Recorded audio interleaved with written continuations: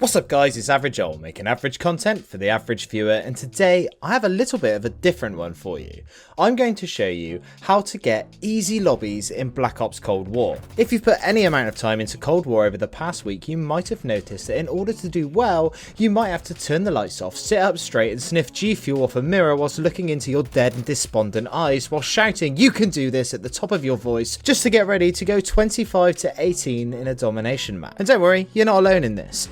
Everywhere you look at the moment, you'll see people complaining about one thing, and that is of course skill-based matchmaking. SBMM, where you do well in a game and get a cold sweat down your back because you know what's to come. SBMM, where when you do have a good game, it's tainted by the knowledge you just went negative 4 games in a row and you know the algorithm is just taking pity on you. SBMM, where you finish every game with aching thumbs and feeling like you've just ran the mental equivalent of a marathon. Look, I've gone over what I think about skill-based matchmaking at great lengths in the past, so I'm not going to go over it anymore here, as I'm sure we are all fully aware as to why this system sucks more than a recently divorced mum who had 3 kids in her teens. Now instead, I want to show you guys just how bad the skill-based matchmaking is in Cold War, and how you can find the easy lobbies in Cold War that you so crave. Before I go too far into this, I would just like to preface it by saying that what I'm about to discuss is a direct result of skill-based matchmaking. If it wasn't in the game, then this wouldn't be possible. In addition to this, I honestly don't condone this method at all, but I'm merely showing you this and how effective it can be so as to highlight the clear issues that this system has in the hope that it might someday bring about some change.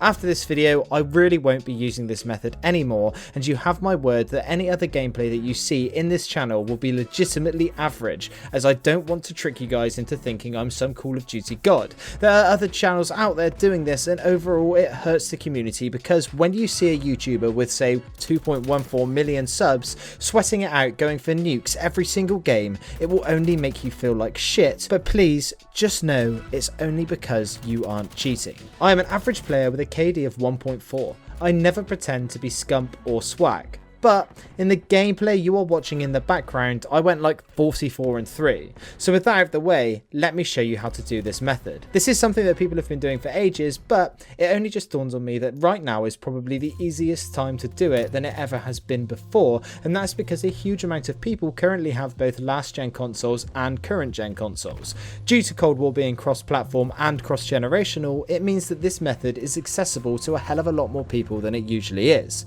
The way I did it was use my stepdaughter's account on my old Xbox and set up a new Activision account which is aptly named Average Smurf. Then I loaded up into some team deathmatch and played as if I was controlling my aim with my cock. If I saw an enemy, I would hip fire around them, making sure not to get the kill, and I made sure that I went negative every single game. I continued to do this for a few more games until, and I'm not exaggerating, it got to the point where I was able to simply step side to side in front of enemies and they were shooting as if they were Stevie Wonder.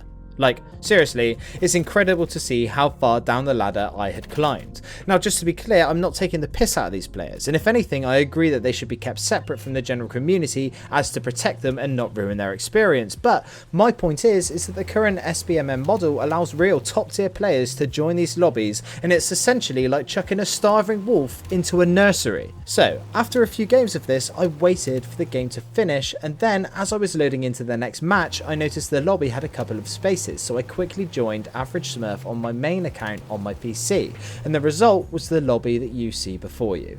Honestly, I've never experienced anything like it in all my years playing Call of Duty. It was like I was competing in a relay race at a bloody school, and I'm being completely open with you, it felt cheap and completely wrong. The thing is, I'm not asking to be placed against these sorts of players, but instead, why can't it be a mixture of slightly below average all the way up to top tier? That way I will be against a sweat some of the time, but also I'll have the chance to be the best in the lobby. But the issue here is that the hardcore COD community that has been playing this for years is getting tired of having to play so hard that their eyeballs are nearly popping out of their bloody head, and it's only a matter of time before a lot of people start using this method to take advantage of the system. Just on a side note, I did did try and join a game with the alt account at the exact same time, and I found that the SBMM almost took an average. The players in this other lobby were better, but it didn't feel like the super sweatbox that my lobbies had become. What this means is that if you have a friend that isn't very good at Cold War, you'll probably be able to join them and have easier lobbies, but at the expense of their fun, as the enemies will most likely be above their skill level. And that is another issue with this whole system. If you want to play with friends of varying skill levels, then someone in that situation is going to be having a bad time, because unless you are all in the exact same skill bracket, then one of your mates is going to be getting shat on. And for a game that is as casual and social as Call of Duty, I just don't think that that's right.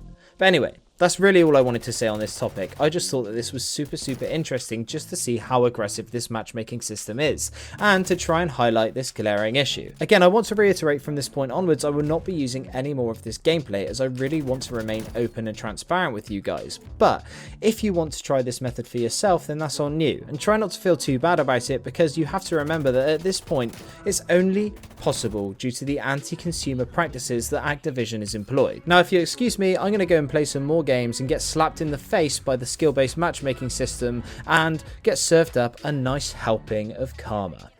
Anyway, that's about it from me today. If you've watched these videos for a while, you'll know that I love to see who sticks around until the end. So if you're still here, I'd like you to let me know by answering this question down in the comments. After seeing this, which big YouTubers do you think are using this tactic to get their gameplays? Anyway, that's it from me today. I'm Average Joel.